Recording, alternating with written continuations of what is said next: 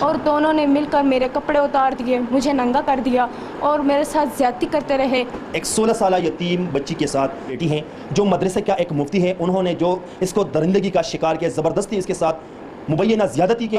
کتنا عرصہ اس کے ساتھ سبق پڑھتی تھی؟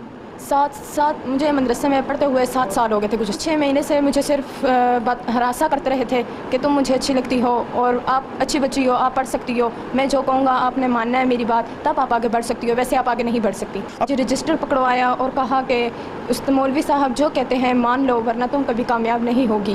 مجھے وہ اپنے ساتھ لے کر مفتی شہنواز کے کمرے میں لے گئی, پلر کے ساتھ مارا, میرا منہ بھی نوچا اور مجھے شور کرنے کا موقع بھی نہ دیا. انہیں ڈیوٹی بھی دی تھی, انہیں سمجھایا بھی تھا. وہ عشرت وہ استاد مولوی صاحب کے ساتھ ملی ہوئی ہیں, پورے طور پہ ملی ہوئی تھی, اور انہوں نے مجھے لے کر مجھے کپڑے پہنا کر نیچے والے کمرے میں لے گئی, کپڑے تبدیل کروائے اور میری شلوار میں جو ٹانگوں میں خون لگا تھا اور میری گندگی لگی ہوئی تھی وہ مجھے دھلوائی. اور تو کیسے ایک 15-16 سال کی معصوم بچی کو ایک مولانا نے اپنی حوص کا شکار بنایا, اس کو کیا پتا کتنے بار اپنی زندگی کا نشانہ بناتا رہا, اس کے ساتھ غلط کارروائی کرتا رہا. دوستوں وہ لڑکی پوری کہانی بتا رہی ہے کیسے سب کے شروع ہوا, پاکستان کی اصلیت دکھانے والی. تو چلیے ویڈیو دیکھتے ہیں. بیٹی ہیں جو مدرسے کا ایک مفتی ہے, انہوں نے جو اس کو درندگی کا شکار کیا, زبردستی اس کے ساتھ مبینہ زیادتی کے ان کے ساتھ, یا ان کی زبانی آپ خود سنیں گے. جامعہ طوبہ ضیاء البنات.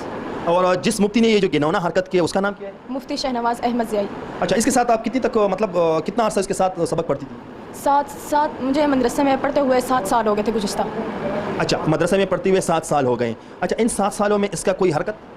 یہ 5-6 مہینے سے مجھے صرف ہراساں کرتے رہے تھے کہ تم مجھے اچھی لگتی ہو اور آپ اچھی بچی ہو, آپ پڑھ سکتی ہو, میں جو کہوں گا آپ نے ماننا ہے میری بات, تب آپ آگے بڑھ سکتی ہو, ویسے آپ آگے نہیں بڑھ سکتی. اب بہن جی جو بھی بات ہے کھل کے سامنے بتا دیں کیمرے کے سامنے. جی, ہفتے کا دن تھا, 14 اگست تھی, اور میری استانی عشرت وہاں کی رہائشی ٹیچر تھی. انہوں نے مجھے رجسٹر پکڑوایا اور کہا کہ مولوی صاحب جو کہتے ہیں مان لو ورنہ تم کبھی کامیاب نہیں ہوگی.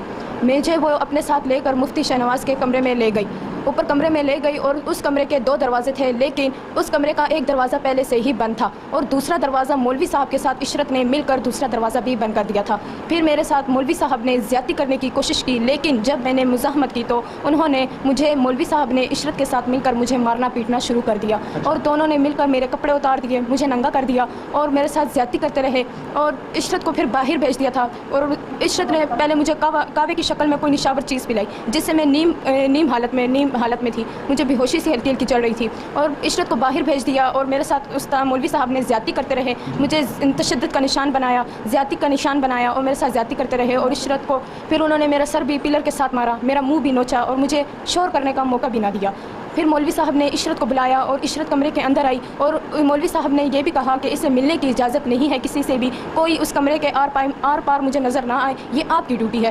انہیں ڈیوٹی بھی دی تھی, انہیں سمجھایا بھی تھا. وہ عشرت وہ استاد مولوی صاحب کے ساتھ ملی ہوئی ہیں, پورے طور پہ ملی ہوئی تھی, اور انہوں نے مجھے لے کر مجھے کپڑے پہنا کر نیچے والے کمرے میں لے گئی, نیچے والے کمرے میں لے کر گئی اور بند کر رکھا تھا مجھے, اور میرے ساتھ اس کمرے کے اندر موجود تھی. انہوں نے میرے کپڑے تبدیل کروائے اور میری شلوار میں جو ٹانگوں میں خون لگا تھا اور میری گندگی لگی ہوئی تھی وہ مجھے دھلوائی, اور انہوں نے میری صفائی کروائی. اور پھر میرے کپڑے تبدیل کروانے کے بعد انہوں نے میرا یونیفارم اپنے پاس رکھ لیا.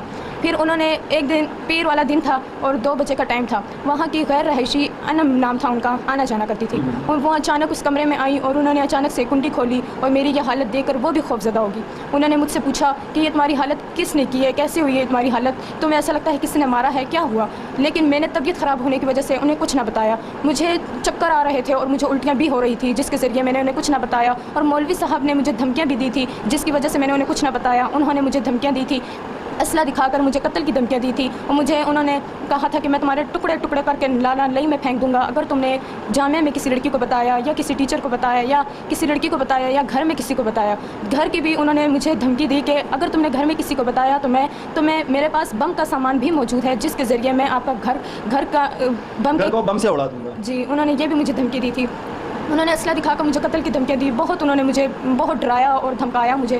اس کے بعد پھر وہ جو انم تھی غیر رہائشی تھیں, وہ مجھے وہاں سے لے کر مسلسل میں انہیں یہی کہتی رہی کہ میرے گھر میں کال کروا کر کسی کو بلا دیں تاکہ وہ مجھے گھر لے جائیں. انہوں نے میری یہ حالت دیکھ کر وہ خوفزدہ ہوگی, انہوں نے مجھے بازو سے پکڑ کے سیدھا آپی جان مولوی صاحب کی وائف ان کے پاس لے گئی. وہ پریگننٹ تھی, ان کے گھر لے گئی, اور انہوں نے بھی میری یہ حالت دیکھ کر مجھ سے بھی پوچھا, عشرت سے بھی پوچھا, انم سے بھی پوچھا, لیکن عشرت نے کچھ نہ بتایا. انہیں ہر بات کا پتہ تھا, وہ استاد کے ساتھ شامل تھی, لیکن انہوں نے کچھ نہ بتایا. मौलवी साहब को भी बुलाकर उन्होंने पूछा, उनकी मौलवी साहब और उनकी वाइफ में आपस में बहस हो गई। मौलवी साहब गुस्से में आकर अपनी बीवी को गालियाँ देना शुरू कर दी कि ये नाटक कर रही है, छोड़ दो, नहीं जाने देते। उनकी बीवी ने कहा कि नाटक नहीं कर रही, उसे चक्कर और उल्टियाँ लग रही हैं, इससे क्या मसला है, 2 दिन इसे कमरे में कैद क्यों रखा आपने, बस मुझे नहीं पता, इसके घर में कॉल करवाएं। फिर उन्होंने मौलवी साहब ने अपनी बीवी के ज़ोर पर मेरी वालदा को कॉल की और कहा कि आपकी बेटी की तबीयत ख़राब है, आके ले जाएं। फिर मेरा भाई तकरीबन 10 मिनट तक, मेरा भाई आया, रेहान नाम है उसका, मेरा भाई आया और वो मुझे घर ले आया, जामिया से घर ले आया। मेरे चेहरे पर, मेरे जिस्म पर तशद्दुद के निशानात भी थे, जिसकी वजह से मैं बहुत बीमार थी और मैं जैसे ही घर आई मुझे चक्कर से आए और मैं बेहोश भी हुई और फिर मुझे उल्टियाँ भी नहीं रुक रही थी, मुझे बहुत उल्टियाँ लगी और मेरी तबीयत बहुत ज़्यादा ख़राब थी। मेरी वालदा ने जब मेरी ये चेहरे पर तशद्दुद के निशानात देखे, जिस्म पे तशद्दुद के निशानात देखे, फिर मेरी वालदा ने, मैं अपनी वालदा के गले लगकर ज़ोरों कतार चीखें मार मार कर रोने लगी और मेरी तबीयत बहुत ख़राब हो चुकी थी। मुझे पता नहीं चल रहा था कि क्या हो रहा है, मैं किधर हूँ, क्योंकि मुझे चक्कर से आ रहे थे उस टाइम। मेरे घर वालों ने भी रोते रहे, तसल्लियाँ देते रहे। उन्होंने भी मुझसे पूछा कि बेटा तुम्हारे साथ ये हाल किसने किया, तुम्हारा ये हाल कैसे हुआ, किसने मारा, उन्होंने भी मुझसे पूछा। मैंने अपनी वालदा के गले लगी और ज़ोर ज़ोर से चीखें मार कर रोने लगी और मेरी वालदा भी रो रही थी, तसल्लियाँ दे रही थी, लेकिन मैंने उस्ताद की धमकियों से मैं डरी हुई थी, खौफज़दा हुई थी, इसीलिए मैंने उन्हें कुछ ना बताया। जब आधी रात हुई, मेरे घर वालों ने कहा कि इसे इलादा अकेले में पूछना ताकि ये बता सके। फिर मेरी वालदा ने आधी रात को मुझसे पूछा और मैंने अपनी वालदा को मौलवी साहब के बारे में सब बताया कि मेरे साथ उन्होंने ज़्यादती की है। फिर जब मैंने ज़्यादती का बता दिया था और तशद्दुद के निशानात, मैंने कहा उन्होंने मेरा मुंह नोचा, मुझे पिलर के साथ मारा, मेरा सर मारा, मैं बहुत ज़ख्मी हो गई। ठीक है, यहीं तक आपकी बात ठीक है, क्योंकि जो बातें थी आपके साथ जो हुई थी वो तो आपके साथ हो गई, आप घर तक आ गई। अब इसके बाद मैं आपकी वालदा से भी, क्योंकि आपकी तबीयत भी थोड़ा ख़राब है तो ज़्यादा बातें आपको भी करना नहीं चाहिए, बाकी मैं आपकी वालदा से कुछ पूछना चाहता हूँ। जैसे ये बहन कह रही कि मैं घर पे आया, आपने इनसे पूछा, रात के वक्त अकेले में पूछा, जाहिर सी बात है माँ बेटी के दरमियान तो ऐसी बात होती नहीं है, तो इसने आपको हकीकत बता दी। उसके बाद इसके कुछ दिन भी हो गए थे और उसने तो ये प्लानिंग भी बनाई थी ताकि पुलिस का जो टाइम होते हैं, मतलब इसमें टाइम लग गया, 4-5 दिन तो लग चुके होंगे, तो उसने FIR की खातिर इतने टाइम भी लगाए। जब ये घर आई तो आपने फिर उसके बाद क्या किया? मैंने तो बस सीधा CPO के पास जाने का फैसला किया। अच्छा। थाने जाने का फैसला इसलिए नहीं किया कि बात दब जाती है थानों में, तो इसलिए मैं सीधा CPO के पास गई। CPO साहब ने मुझे दरखास्त मेरी फ़ौरन कबूल की और फ़ौरन आर्डर किए कि भाई इसके पे पर्चा दिया जाए, फौरी गिरफ्तारी हो जाए। जी बस मैं घर आई, घर नहीं आई, सीधा मैं थाने चली गई FIR की कॉपी निकालने के लिए। तो उन्होंने कहा कि भाई सुन के पाकिस्तान के अंदर मदरसों के अंदर भाई लड़कियां पढ़ने जाती है, भाई पढ़ाई तो भाई उनको पढ़ाई स्कूल में भी नहीं भेजते हैं। मौलाना साहब बोलते हैं भाई ने पढ़ाना तो मदरसे में ही पढ़ा, फिर मदरसे में लड़की पढ़ने जाती है, भाई बेचारी 15-16 साल की लड़कियां, और हम पढ़ने जाती है। कैसे मौलाना ने भाई बोलते हुए यार बड़ा दुख होता है यार इस बहन के ऊपर यार, 15-16 साल की उम्र की लड़की और इसके साथ कैसे ज़बरदस्ती उस मौलाना साहब तो क्या बोलूँ भाई, मौलाना ने मतलब मौलाना की भी बेइज्जती करवा दी भाई उसने, ऐसा घटिया इंसान था। दोस्तों बड़ा अजीब लगता है भाई। आपकी क्या राय है? आप क्या सोचते हैं लोगों के बारे में? ये लोग हमेशा इस चीज़ को आगे रखते हैं कि हमारे में जो हमारा धर्म, हमारे मौलाना साहब जो भी करेंगे, मौलाना साहब पढ़ाएंगे, हमें मदरसा ही चाहिए, मदरसे मौलाना साहब पढ़ाएंगे। लेकिन भाई उसके अंदर ऐसी हरकतें, करतूतें रोकने का नाम नहीं लेती है, लेकिन फिर भी पाकिस्तान इसके ऊपर कोई अहमियत नहीं देता है और ऐसे लड़कियों के साथ होता रहता है दोस्तों। लेकिन फिर भी भाई मौलाना को सपोर्ट किया जाता है और पाकिस्तान का ऐसे ही मतलब उल्टा सीधा काम चलता रहता है।